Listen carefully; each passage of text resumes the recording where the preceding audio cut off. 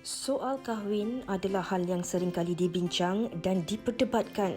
Antaranya soal kahwin awal dan kahwin lewat. Saya pasti mereka di luar sana mungkin rasa mereka belum lagi stabil dari segi ekonomi dan kewangan.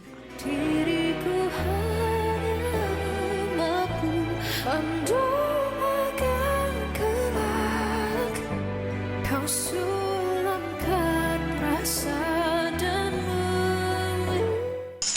wanita hari ini.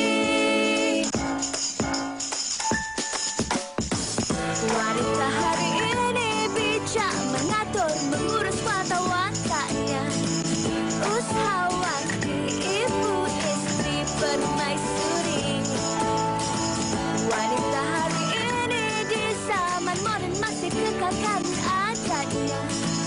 Dihormati, disayangi, disanjungi.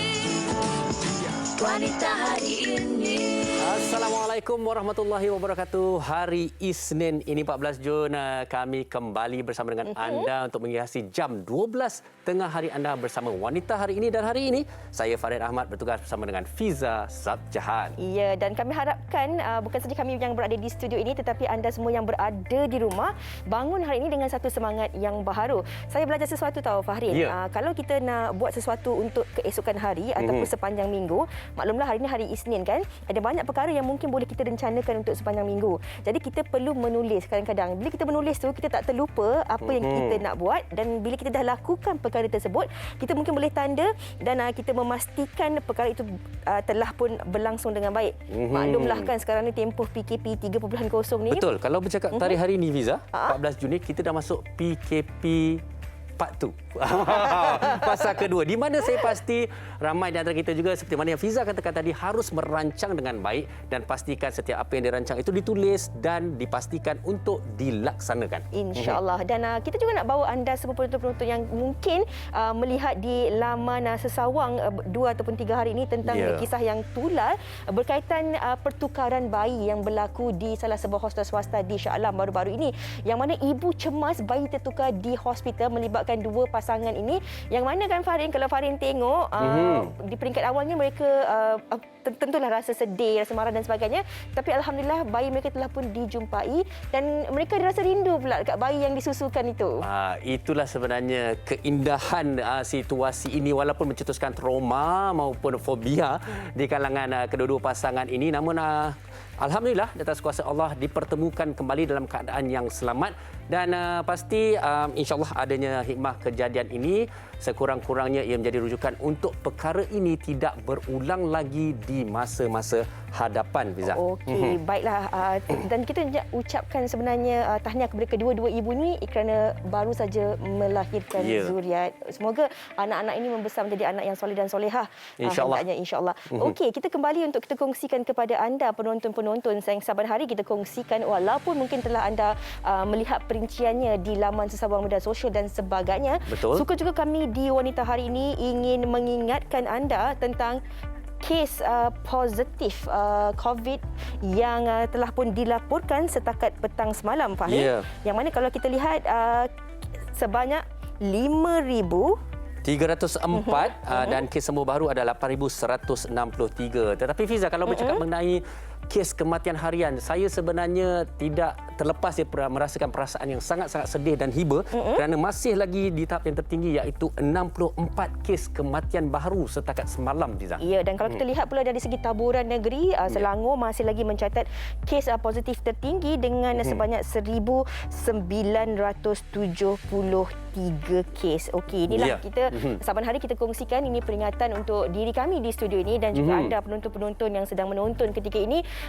Semua pihak pun seringkali mengatakan kita kena sama-sama berusaha menjaga diri kita dan sebagainya kan. Jadi inilah tanggungjawab kita bersama bagi memastikan kita dapat sama-sama mengekang, dan bagi mereka yang dah berpeluang untuk mendapat vaksin tu, jangan lepaskan peluang, pastikan anda mendapat vaksin dan insya-Allah sama-sama kita membentuk komuniti kelompok, insya-Allah. Mari cakap pasal vaksin ni sebenarnya? Ya, kita bercakap pasal vaksin. Alhamdulillah semakin banyak pusat pemberian vaksin telah dibuka dan bukan itu sahaja. Kesemua para frontliner sukarelawan kita juga memainkan peranan yang sangat penting untuk memastikan kelancaran dan kemudahannya berlangsungnya pemberian vaksin itu. Jadi, apa kata kita sama-sama saksikan TikTok ini terlebih dahulu. Silakan.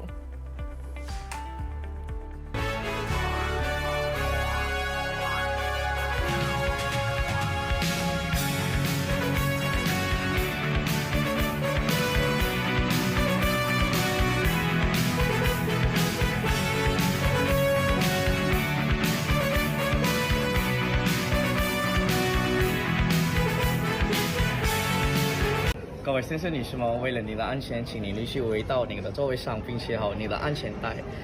为了你的安全，tak boleh dah. Ramai sangat. Janganlah macam ni sekali. Okay, ladies and gentlemen, the captain turned on the seatbelt sign due to turbulence. Please return to your seat and fasten your seatbelt securely. The usage of the lavatory is not permitted and holiday item not be served at this time. Thank you. Okay. Wah.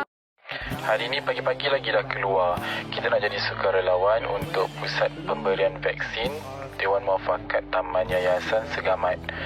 Macam-macam ragam pakcik-makcik ni nak terima vaksin. Ada pula yang kata, buat apa jadi sukarelawan, tak berfaedah. Hey, apa semangat kau kat negara? Tahniah diucapkan kepada sukarelawan dan inti yang kita kongsikan melalui video TikTok ini. Betul. Antara sukarelawan yang terdiri daripada pramugari dan juga pramugara yang mana mereka tak ada penerbangan, mereka membantu di PPV itu sendiri. Dan hari ini juga sebenarnya Fahrin, kita nak berkongsi dengan anda penonton-penonton bersama dengan Dr. Masri Muhammad selaku pakar pediatrik dan neonatologi daripada Hospital UiTM Puncak Alam dan juga merupakan AJK Perhubungan PPV UiTM Puncak Alam. Assalamualaikum. Apa khabar Dr. Masri? Waalaikumsalam. Apa khabar di wanita hari ini? Baik, alhamdulillah. Jadi, alhamdulillah. Dr. Masri sebagai pembukaan ini boleh ceritakan keadaan di PPV UiTM Puncak Alam pada hari ini? Okey, baik. PPV UiTM atau PPV Mega UiTM Puncak Alam telah beroperasi selama 8 hari ini ya. So keadaan sekarang ni pukul 12 kan. Agak tenang, tapi pada awal pagi tadi memang penuh dengan warga emas, orang kelainan upaya untuk menerima vaksin pada hari ini. Tapi alhamdulillah kita semua berjalan lancar dan kita ada banyak sukarelawan, petugas kesihatan dan sebagainya untuk menolong untuk kita melandaikan COVID-19 ini. Dr. Masri, mungkin Dr. Masri boleh kongsikanlah juga kan setakat hari ini macam mana dah 8 hari PPV itu beroperasi, sambutan masyarakat terhadap penerimaan vaksin ataupun pemberian vaksin ini, Doktor? Okey, sambutan alhamdulillah amat menggalakkan ya. Kebanyakan orang datang memang dah prepare, memang dah sanggup. Dia tak banyak soalan. Cuma ada yang sikit yang berdebar lah, tak tahulah. Ada yang kata, boleh ke saya bawa vaksin ni pergi haji? Contohnya dapat vaksin Sinovac ke. Malangnya mereka semua tak ada pilihan. Kalau ada kata diberikan Sinovac, Pfizer. So galakan so far alhamdulillah semua hadir. Kebanyakan boleh katakan 98-97%. Dan kami juga kami tak, orang kata tak membazirkan vaksin. Kalau anda kata ada yang tak hadir, kita ada standby list. So siapa yang standby list tu kita akan panggil dan mereka kena bergerak ke pusat kami dengan serta-merta untuk menerima vaksin. Baik. Dan kabarnya juga tadi kita dah sempat kongsikan di awal tadi tentang sambutan daripada para sukarelawan di pusat pemberian vaksin ini. Jadi boleh ceritakan bagaimana sambutan daripada mereka dan mungkin anda kata masih ada lagi yang berminat, agaknya bagaimana doktor? Okey, saya telah mewar-warkan orang kata option atau permohonan sukarelawan bagi untuk kami sebab kami di bawah Kementerian Pengajian Tinggi UiTM, kami bekerjasama dengan Kementerian Pengajian Tinggi, UiTM, MOSTI, KKM, Kementerian Belia dan Sukan. Mereka semua ni berganding bahu untuk memberikan kemudahan sukarelawan kepada pusat pemberian vaksin kami di Puncak Alam. Ramai sangat. Pada awalnya mula macam orang kata tak tahu pasal kat mana kat Puncak Alam. Selepas kami telah mewar-warkan, kami telah bagi informasi, alhamdulillah setakat hari ini 600 sukarelawan telah pun mendaftar Boleh bayangkan ramai kita nak filter. Mula-mula macam Allah tak berapa banyak sangat. Sekarang ni kami terpaksa tutup permohonan sampai bulan Ogos sebab dah terlampau ramai. Saya semalam baru tanya doktor boleh tak kalau saya nak cuba jadi sukarelawan tersebut? Okey, macam ni.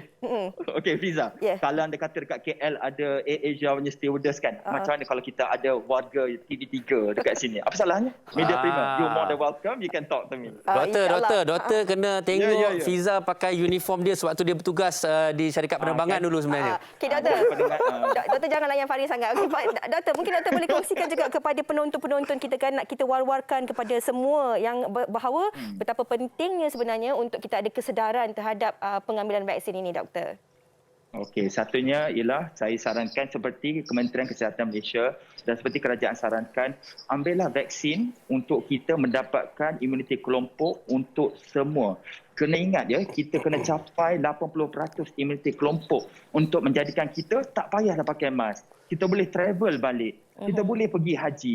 Kita boleh melawat ibu bapa kita. Apa salahnya kalau kita memainkan peranan kita sebagai seorang manusia untuk menolong melandaikan COVID-19 ini. Jangan percaya sangatlah dengan apa yang orang kata tu.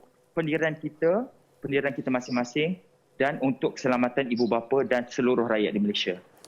Baik, Dr. Masri, itu dia satu kata ulasan atau pesanan yang cukup baik untuk masyarakat, dan saya pasti di PPV UiTM Puncak Alam sendiri proses pemberian vaksinasinya berjalan dengan sangat lancar dan mudah untuk sesiapa jua yang hadir. Betul, Doktor?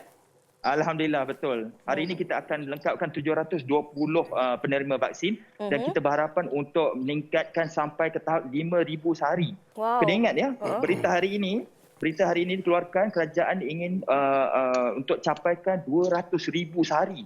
So kita punya peranan ialah kita akan try sebanyak mungkin untuk penerima vaksin. Terima kasih banyak-banyak Dr. Masri Mohamad di atas perkongsian itu tadi, dan kami harapkan apa yang dikongsikan ini dapatlah sedikit sebanyak dapat membuka mata dan juga minda penonton-penonton kita kan, yang mungkin sebelum ni rasa ragu-ragu, takut nak pergi ambil vaksin dan sebagainya. InsyaAllah jangan risau, ada sampai ke PPV nanti ada banyak penerangan oleh pakar-pakar yang akan diberikan. Betul. Baik, Dr. Masri, terima kasih. Selamat bertugas. Boleh, insyaAllah. Volunteer, insyaAllah doakan saya. Okey. InsyaAllah. Terima kasih. Okey. Sama-sama. Baiklah, itu dia Farin. Ya. Kalau baru tu nak bertugas Saya tanya doktor semalam macam mana cara untuk jadi sukarelawan tu, sebab saya duduk dekat rumah lama, jadi membuat banyak pembacaan kan. Jadi mungkin ada sesuatu yang juga kalau boleh saya berikan kepada masyarakat. Mana tu para selebriti jadi sukarelawan di PPV? Manalah kita tahu. Okey. Topik kita hari ini, Fiza. Okey, hari ini kami nak berkongsi kepada anda. Kalau anda dah pun menonton Wanita Hari ini di WHR Extra pada hari Sabtu yang lepas, kami dah pun membawakan sesuatu topik yang tular baru-baru ini. Tetapi hari ini kita nak kongsikan kepada anda penonton tentang topik jodoh cepat ataupun jodoh lambat. Ni saya nak cakap dengan Farin. Macam Farin pun selalu tanya saya, Fiza. Dia selalu tanya saya, Fiza, you banyak berbual lah. You tak ada calon ke? Fiza, bila nak kahwin? Fiza, you tak nak kahwin ke? Kadang-kadang keprihatinan itu dihargai, tapi kadang-kadang dia boleh jadi sensitif juga sebab mungkin ada perasaan ingin mendirikan rumah tangga tapi jodohnya belum sampai, Farin. Betul. Dan bila berbicara mengenai jodoh, sebenarnya ianya merupakan sesuatu yang subjektif, berbeza orang, berbeza ujian persekitaran dan juga dugaan mereka. Dan itulah yang kita nak bincangkan pada hari ini. Dan seandainya anda sendiri ada pendapat nak dikongsikan bersama dengan kami, sila kongsikan di Facebook kami Wanita Hari Ini TV3 dan juga Instagram kami WHI TV3. Dan mungkin kita akan kembali lagi selepas ini, jadi pastikan anda tidak ke mana-mana. Kita berehat dahulu, kembali selepas ini. Wanita Hari Ini.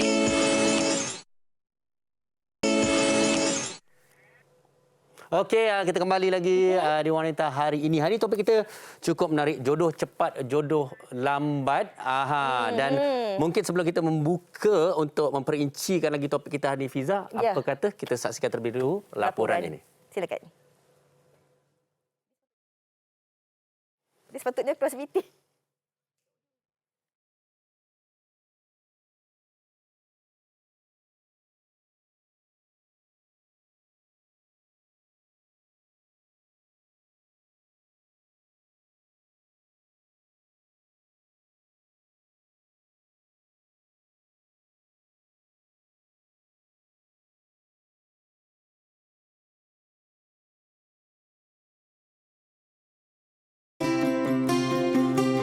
Soal kahwin adalah hal yang sering kali dibincang dan diperdebatkan.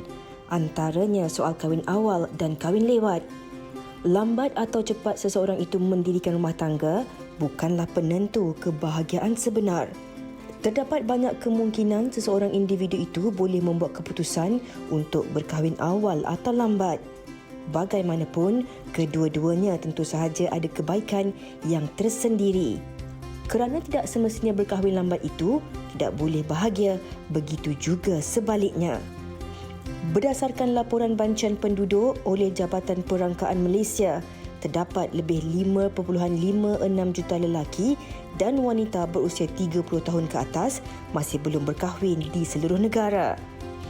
Namun kini sejak pandemik melanda negara dan pelaksanaan tempoh Perintah Kawalan Pergerakan PKP mula diperkenalkan, ramai pasangan mengambil kesempatan ini untuk merancang perkahwinan di usia muda disebabkan tidak perlu menanggung bebanan kos yang lebih besar. Justru dapat kita lihat perkahwinan itu tidak boleh diukur dari segi umur dan masa kerana persediaan melengkapkan diri serta memilih jodoh yang tepat sebelum berkahwin adalah perkara yang paling penting. Persoalannya, sejauh manakah persediaan seseorang itu untuk mendirikan rumah tangga dan apakah faktor utama yang mendorong mereka membuat keputusan untuk berkahwin awal mahupun lewat? Apakah faktor yang mendorong seseorang itu untuk membuat keputusan berkahwin awal ataupun lewat? Sebab Farin, kadang-kadang ada orang yang dia dah bercinta pada zaman sekolah. Umur 13 tahun dah ada teman lelaki. Tetapi jodohnya bertemu di usia 40-an. Betul. Kan? Ya, yang pasti saya tak nak menyimpulkan di peringkat awal ini, tapi telah pun bersedia di dalam talian adalah Cik Saiful Bahri, seorang penulis motivasi bersama dengan kita pada hari ini, dan juga Puan Haliza Misbun ataupun lebih mesra dengan panggilan Liz. Assalamualaikum semua. Waalaikumsalam warahmatullahi wabarakatuh. Terima kasih. Alhamdulillah, syukur. Alhamdulillah. Terima kasih Cik Saiful kerana sudi bersama dengan kita. Tapi saya paling teruja sebab hari ini kita berjaya dapat Haliza Misbun di wanita hari ini. Wow.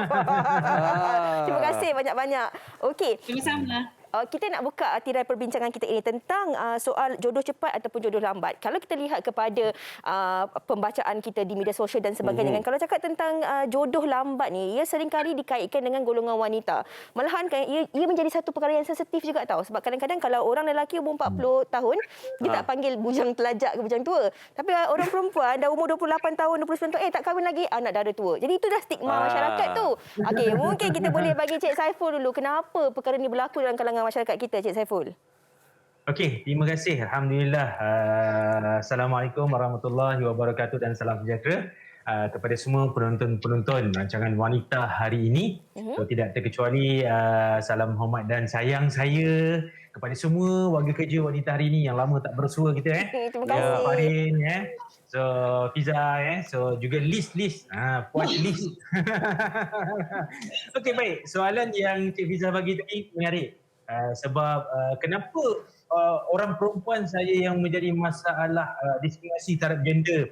Kalau kahwin lambat ditanya, disoal, apa orang kata, disindir dan sebagainya. Itulah, baik. Sebelum kita pergi dengan lebih jauh, saya suka untuk mengajak masyarakat yang menonton pada hari ini, jom kita didik diri kita balik semula untuk kita lihat. Sebelum nak bertanya kepada sesuatu soalan ataupun menghukum kepada sesuatu tempat yang tidak sepatutnya, kita kena faham Allah kata setiap manusia itu dihidupkan di atas muka bumi ini yang mana hidup dia, mati dia, rezeki dia dan jodoh dia memang dah ditentukan. Dah ditentukan. So siapalah kita manusia untuk menunding jari kepada dia tu sebab tak dapat jodoh, sebab dia tut, nanti dulu. Sebelum sampai ke tahap tu nanti dulu. So kita kena faham dulu apa yang telah Allah gariskan terhadap seorang hamba tersebut. Itu nombor satu. Sebagai rangka dasar perbincangan kita pada hari ini agar kita tak over, tak cross dan sebagainya. Baik, nombor dua, saya nak bawa pula hadis Nabi SAW yang mengatakan bahawa apabila kita berusaha untuk mencari jodoh kan, maka Nabi kita carilah jodoh, tak jadi masalah. Kita boleh menilai ataupun melihat dari sudut harta yang dia miliki, keturunannya siapa, kecantikannya, rupa parasnya bagaimana dan agamanya, kata Nabi SAW. Itu ada 4 trust dalam pemilihan tersebut. Baik, saya nak jawab soalan yang Cik Fizah tanyakan tadi. Agak-agak kenapalah perempuan je yang disoal. Kalau orang lelaki tu kahwin lewat, relax je. Saya tak adalah bias gender kan Fahrin kan. Ya, tapi betul. macam mana ya? Ada orang kata lelaki kahwin lambat tak apa. Orang kata bukan kita kata. Itulah tu kan. Itulah tu. So, faktor ini mungkin adalah disebabkan oleh sentimen budaya. Kalau kita lihat budaya di masyarakat di negara kita yang seolah-olah meletakkan bahawa kalau lambat berkahwin itu risikonya lebih besar, impak dan implikasinya hanya kepada seorang wanita, bukan kepada seorang lelaki semata-mata. Tetapi sebenarnya kita tak dapat nafikan bahawa tahap kesuburan wanita tu dia ada limit dia, ada time dia, ada psikologi dia, biologinya. Kita faham. Dan kalau lelaki memang dia saya tak tahulah kalau Fahrin Ahmad ada limit. So setakat ni memang tak ada limit. Kan? Itu nombor satu lah. Nombor satu kita berbincang dari sudut ilmiah. Baik. Apa yang paling utama? Kita harus melihat bahawa kesan jangka masa panjang terhadap kedua-dua pasangan, sama ada suami ataupun isteri. So kalaulah si suami itu berkahwin pada usianya yang agak lanjut usianya, implikasinya adalah apabila dia ingin membesarkan anak-anak dalam keadaan mungkin fizikalnya tidak mampu untuk mencari ataupun menampung rezeki untuk membesarkan anak. Wallahu a'lam bishawab. Dia sudah kemampuan, kedrat keupayaannya dan sebagainya. So yang itu yang kadang-kadang minta maaf cakap masyarakat kita jarang terfikir, jarang terlihat. Nanti kita akan sambung lagi lah. Okey. Tapi ada yang saya tak setuju tau. Pasal list tu pun dah jeling je tau Cik Saiful, jangan main-main. Betul, saya dengar dia. Okey. Baik, untuk list kita dah mendengar secara umumnya daripada Cik Saiful dan bercakap mengenai orang kata jodoh cepat, jodoh lambat ini. Okey. Baik, mungkin kepada Liz ni, adakah ini sebenarnya menjadi satu isu besar dan melalui pengalaman Liz sendiri dan juga prinsip serta pendirian, apa pendapat anda tentang isu ini? Pertama sekali, bagi saya apa-apa pun keputusan yang kita buat bergantung kepada prioriti seseorang. Satu perkara yang perlu difahami oleh masyarakat ialah prioriti seseorang itu tidak semestinya sama. Betul. Okey, ada orang umur 23 tahun dah ketak kepala nak kahwin. Padahal masa umur saya sebaya itu, saya tak terfikir pun pasal kahwin. Bagi saya melihat diri saya sebagai seorang anak kecil. Yang mana kalau bila saya melihat kawan-kawan saya berkahwin masa umur 23 tahun, masa tu saya kata dalam hati saya, saya sendiri seorang anak kecil, macam mana saya nak membesarkan seorang lagi nyawa manusia? Itu prinsip saya. Okey, jadi satu kesilapan masyarakat kita lakukan ialah kita cuba menyamatarakan prinsipal ataupun prioriti seseorang itu sama rata. Jadi itu timbul soal lagi satu soal sensitivity. Mereka tidak ada, they lost the sensitive, the chip of sensitivity, bila bertanya soalan kepada siapa-siapa yang belum berkahwin. Ianya bagi setengah orang amat melukakan. Tapi bagi orang macam saya tak kisah. Tapi what about women yang tidak sekuat saya, ya, setiap hari berdepan dengan soalan bila nak kahwin, cepatlah kahwin nanti menopause. What is that? Semua orang bila berbangkit kepada soal priority yang saya maksudkan, tidak semua orang mempunyai prinsip yang sama. Umur sekian-sekian saya nak besarkan anak saya supaya bila umur 40 tahun anak saya dah besar. Semua orang tidak mempunyai prinsip ataupun priority yang sama seperti itu. Ada wanita yang berusaha untuk bekerja keras untuk memberi kebahagiaan kepada keluarga sebab datang daripada keluarga yang susah. Jadi itu sebabnya mereka tidak meletakkan perkahwinan sebagai priority. Jadi soal anak bila umur dah tua 50 baru anak lahir ke, itu semua tak timbul. Yang penting priority mereka adalah untuk membahagiakan keluarga. Ini contoh yang saya boleh bagilah. Jadi itu yang saya ingin tekankan di sini, masyarakat seharusnya menjadi lebih sensitif kepada persoalan kenapa wanita lambat kahwin dan sebagainya. Saya tertarik dengan apa yang Liz kongsikan ini dan banyak kebenarannya sebenarnya, dan antara salah satu isi ataupun intipatinya adalah dari segi prioriti. Contoh macam nak membantu keluarga, membesarkan keluarga, sebab tak semua daripada kita ni lahir ataupun dalam kehidupan yang serba mewah dan sebagainya. Ada juga dalam kalangan wanita yang khususnya dibesarkan tanpa figura seorang lelaki. Mereka terpaksa matang sebelum usia, mereka kena berkorban untuk keluarga dan sebagainya, dan kadang-kadang sikap protektif tu untuk menjaga diri dan orang sekeliling menyebabkan mereka berkahwin lambat. Kalau boleh Liz nak ulas dengan lebih lanjut, faktor-faktor ini juga sebenarnya mungkin ramai orang tak faham bahawa mereka ada keinginan nak mendirikan rumah tangga, tapi keadaan dan situasi pula tak mengizinkan untuk membuat komitmen yang berbeza itu lebih awal lagi, Liz. Mungkin Liz boleh ulas lebih lanjut. Ulas lebih lanjut tentang apa? Saya rasa sudah cukup mengulas. Macam mana Liz rasa kalau kadang-kadang kan ada wanita tu faktor pembesarannya juga menyebabkan dia tak melihat, tak meletakkan perkahwinan itu sebagai prioriti. Maksudnya ada banyak lagi benda dalam hidup yang kita boleh buat, kita boleh capai sebelum kita nak sampai kepada perkahwinan. Mungkin dari segi career dulu ke dari segi stability, kewangan dan sebagainya, Liz. Jadi itu yang saya ingin tegaskan di sini. Bagi saya seseorang wanita itu tidak seharusnya terikat dengan apa-apa jua pandangan yang sekiranya tidak begitu sinkronis ataupun serasi dengan apa yang kita fikirkan. Kita, okey macam ni lah, kita ringkaskan cerita, just follow your heart. Apa saja yang kita lakukan, dengar kata hati. Kalau macam contoh, saya bagi contoh seseorang lelaki tu ada kata-kata yang saya dengar, kalau nak dapat jodoh cepat kena lembut-lembutkan diri, bersopan santun, jadilah orang yang lebih soft spoken. Persoalannya di sini, kenapa sebelum kita berfikir untuk mengubahkan diri kita semata-mata untuk memikat seseorang lelaki, satu soalan saya nak tanya, kenapa mesti you nak bersama dengan orang yang tidak menerima you secara total? Okay? Kalau itu dia minta berubah ni, rendahkan tonasi suara, that means he's not the right person for you. You understand or not? So just move on. Cari lelaki yang menerima you seadanya. Kalaupun ada kekurangan, insya-Allah berkat kasih sayang dan juga perhubungan yang murni antara pasangan itu, lama-lama sikap yang kasar ke, nada suara yang tinggi ke akan berubah dengan sendirinya. Jadi perubahan itu bagi saya lahir dari hati, bukan kerana ingin memikat hati. Memang tidak salah pilihan tetamu kita pada hari ini. Farid, dia apa yang Hili cakap terus sampai ke hati. Ya. Okey, tapi Cik Saiful, kita sebagai lelaki yang terkesima melihat penerangan atau hujah daripada para wanita ini, okey, saya cuma nak tanya pada Cik Saiful. Okey, baik.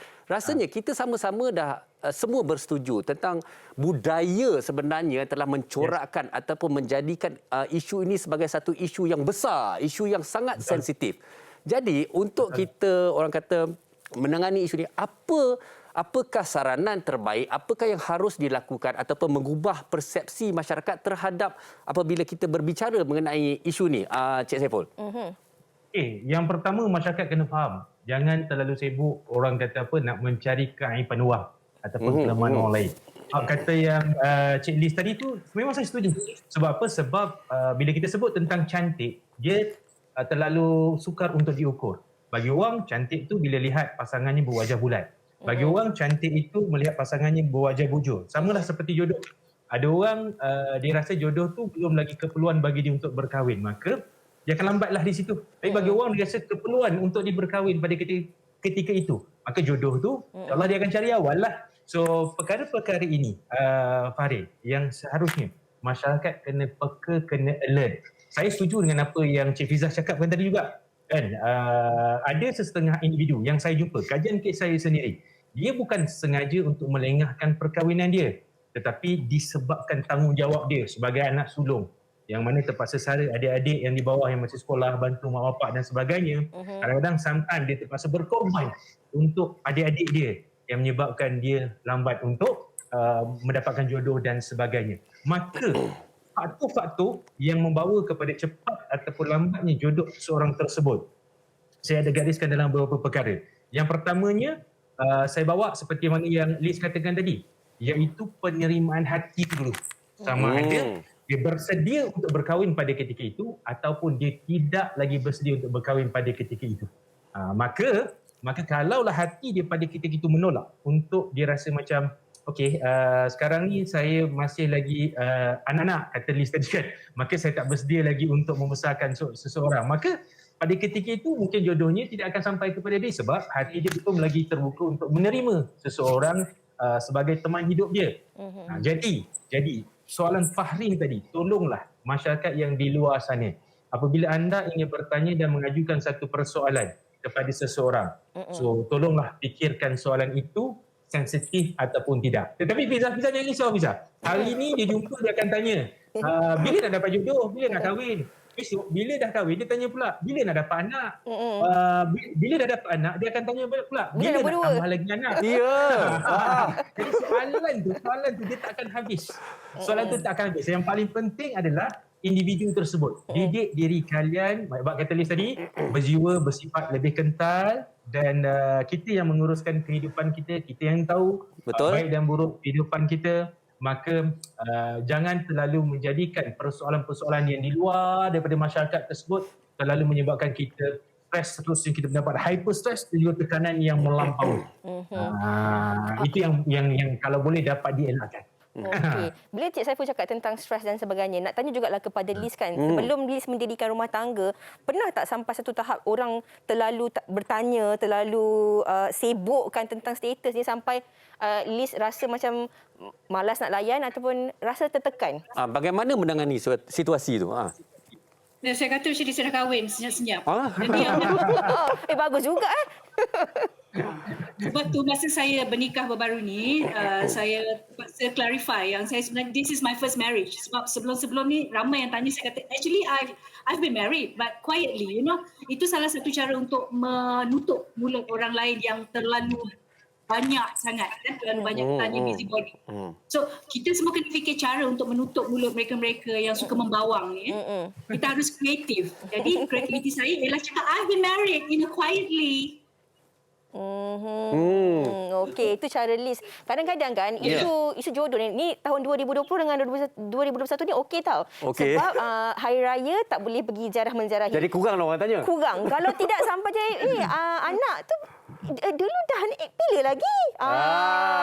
Tu kan, tu soalan-soalan yang macam makcik ni tak ada kerja lain ke? Okey, kita nak kongsikan banyak lagi sebenarnya bersama dengan Liz dan juga Encik Saiful. Tapi sebelum tu, apa kata kita dengarkan juga pendapat mereka di luar sana, penonton-penonton wanita hari ini tentang topik kita pada hari ini. Silakan. Saksikan.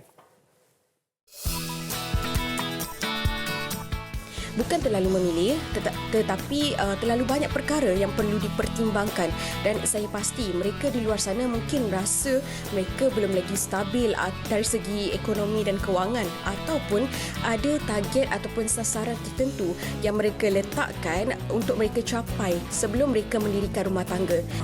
Saya tak pernah set tahapan usia berapa untuk saya berkahwin. Malah kini umur saya sudah menjangka awal 40-an.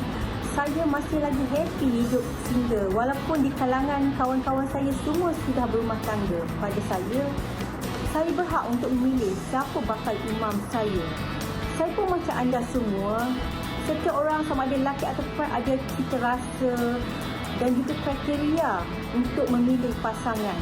Pada awal-awal zaman belajar dulu, saya memang ada planning untuk buat orang kata apa, mungkin umur 27 tahun, 26 tahun untuk saya tamatkan zaman menjodoh saya, zaman bujang saya. Tapi bila saya dah along the way dalam dunia sebenar ni, dia makin lama makin dry dengan masalah kerja, dengan duit, dengan stres, tempat kerja apa semua.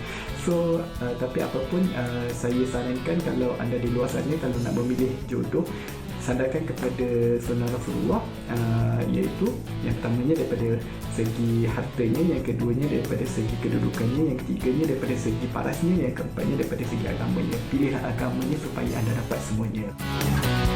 Sebab tu bila kita kata, Fiza, berbicara mengenai jodoh ni, masing-masing ada keutamaan masing-masing, pilihan dan kehendak masing-masing. Tetapi di penghujung harinya, jodoh, ajal, rezeki, maut, semuanya di tangan Allah Subhanahu Wa Taala. Okey. Baik, Cik Saiful. Ya, saya. Okey, baik. Kita dah setuju tadi kan tentang budaya dan sebagainya. Tetapi lah, kita nak membuka sedikitlah perbincangan kita. Kita tolak ke tepi tentang yang kita katakan tadi lah. Maksudnya ini memang semuanya di tangan Allah.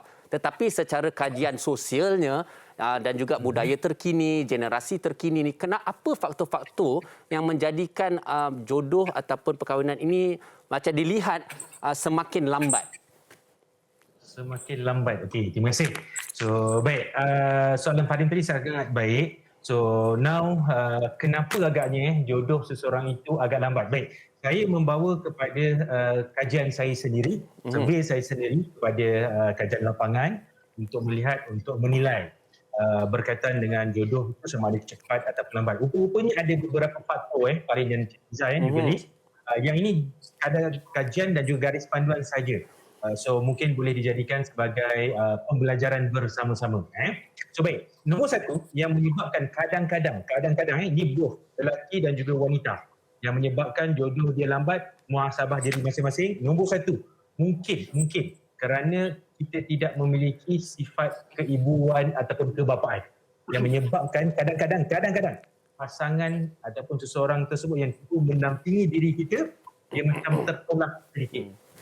So ni boleh check lah, boleh semak diri masing-masing. Okey, itu nombor satu daripada kajian saya. Nombor dua, ada kalanya sifat ataupun sikap kesombongan yang kita serlahkan yang menyebabkan pasangan kita tak berapa selesa untuk bersama-sama dengan kita, yang menyebabkan tertolak.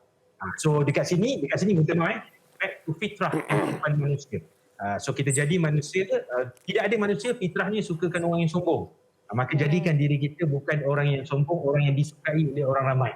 So tak kisahlah sama ada sifat tersebut adalah sifat yang sama ada kita nak mencari jodoh ataupun nak cari kawan, tetapi ayub saya dan anda kalian semua menurut kajian saya ni, kita buangkan sedikit sifat kesombongan kalau ada, supaya lebih mudah untuk menarik orang dan lebih untuk selesa dengan diri kita. Nombor dua. Nombor tiga yang menampakkan seseorang tersebut jodohnya agak kelewatan sedikit. Ini saya bawa 3 faktor. Ini faktor yang pertama. So, poin yang ketiga iaitu sifat panas baran atau marah tanpa sebab yang sukar dibendung, yang sukar dikawal. Yang ini juga both lelaki dan perempuan tidak menyukainya.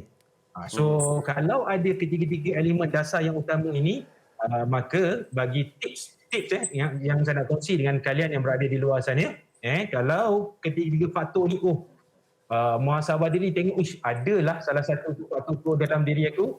Kalau pada ketika hati anda ingin bertemu jodoh, ingin berkahwin dan sebagainya, tetapi ada sifat tersebut dalam diri kalian, maka pesan saya menurut kajian saya, maka cubalah untuk sedaya upaya untuk atasi. So back to fitrah, maknanya kembali kepada fitrah kejadian manusia yang asal. Itu faktor utama, iaitu cara individu menguruskan dan membentuk nilai dalam diri dia untuk menguruskan kehidupan dia. Itu dia Fahri. So dia ada lawan dia tu nanti bagaimana pula nak tarik supaya insya-Allah orang akan lebih mudah, orang akan lebih selesa untuk mendampingi kita. Baik. Itu kiranya merangkumi kedua-dua gender lah, perempuan dan juga lelaki. Betul. Setuju. Okey. Saya tak bagi semisal, saya tak bagi, jangan risau. Saya faham je saya pun. Okey. Mungkin Liz, di penghujung perbincangan kita ini ada sesuatu juga yang nak dikongsikan kepada penonton kita, terutama sekali bagi golongan wanita. Kalau cakap tentang jodoh cepat, jodoh lambat ni bukan wanita saja, lelaki juga tidak terkecuali. Tapi kadang-kadang dia mungkin lebih terkesan pada golongan wanita yang jadi lebih sensitif sebab bila orang tanya ada stigma, ada perkataan seperti anak dara tua dan sebagainya. Bagaimana Liz nak berikan sedikit kata-kata motivasi yang lebih positif kepada wanita di luar sana yang belum lagi bertemu jodohnya? Kalau ada sesuatu yang nak Liz kongsikan.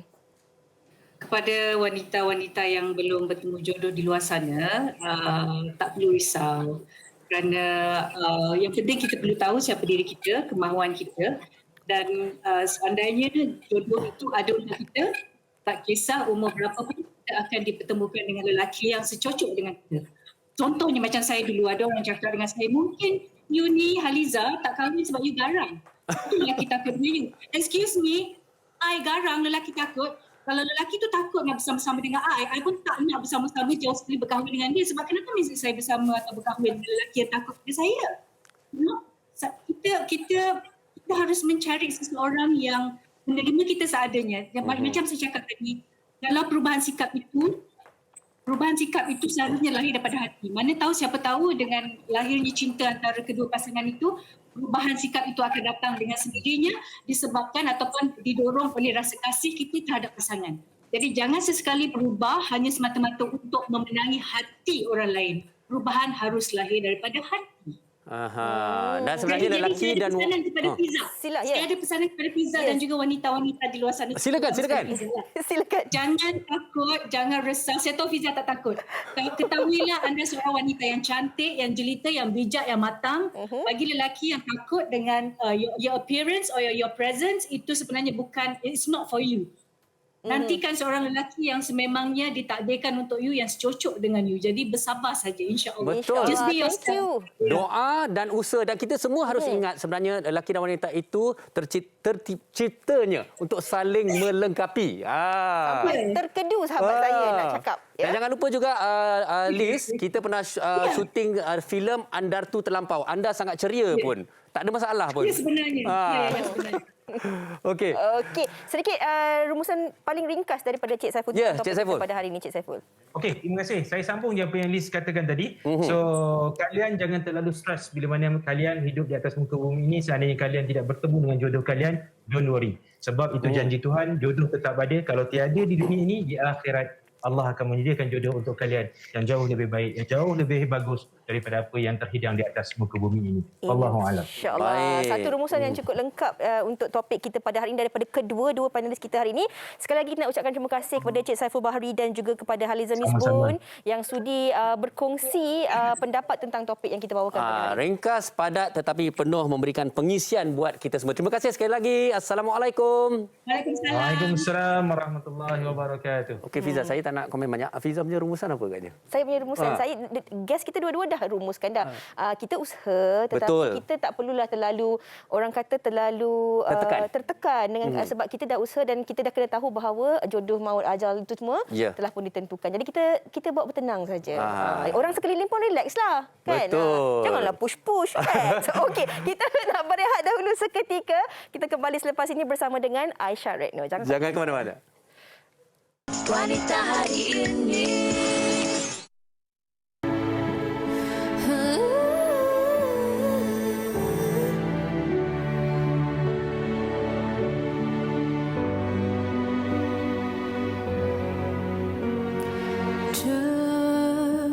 Detik demi detikku hidup menunggu kau menerima nukilanku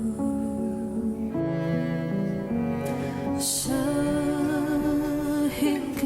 kini aku ikrarkan janjiku untuk iringi indahmu.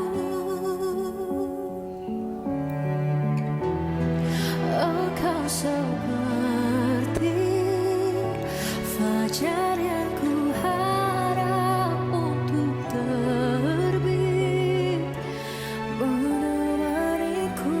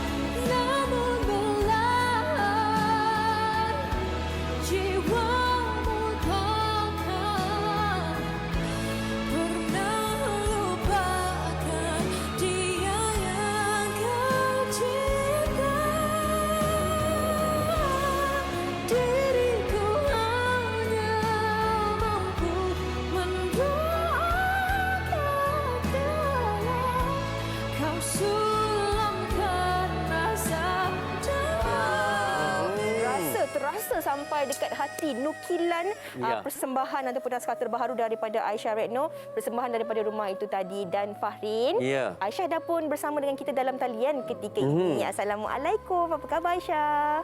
Waalaikumsalam, apa khabar semua? Baik, Alhamdulillah. Baik Aisyah, sebuah lagu yang benar-benar menyentuh hati dan juga menjadi runut bunyi untuk drama Masih Ada Rindu. Jadi lagu Nukilan ini boleh diceritakan atau dikongsikan bersama dengan kita Aisyah tentang pembikinannya?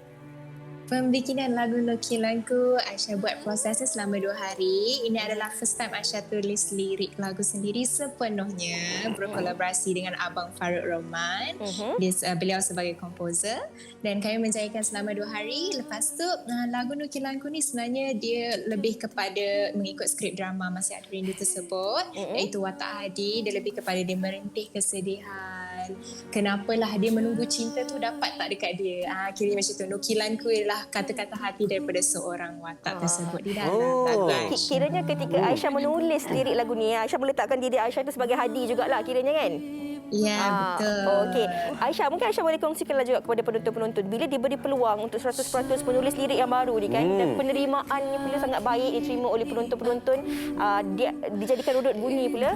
Bagaimana perancangan Aisyah selepas ini? Adakah sebenarnya Aisyah akan terus banyak nak menulis lirik ataupun bagaimana? InsyaAllah kalau ada rezeki, Aisyah sejenis yang suka go with the flow dan suka cuba-cuba experience baru. Dan kalau insyaAllah ke depan Aisyah boleh try eksperimentasi untuk lagu-lagu yang bukan bergenre ballad atau tulis lagu untuk orang-orang lain juga. Seperti contohnya dulu Aisyah pernah tulis untuk Anwar Singh, untuk Kak Aina Abdul. Jadi Aisyah boleh belajarlah daripada proses dari situ, belajar sedikit demi sedikit untuk nanti masa hadapan lah. Okey, saya kan Aisyah sebagai seorang pelakon drama, kadang-kadang tertanya-tanya juga bagi seorang penulis lirik kan, adakah bila diberi tugasan seperti ini, adakah Aisyah baca dulu novelnya, tengok dulu skripnya ataupun mendapat inspirasi yang sebegitu sahaja? Bagaimana prosesnya tu?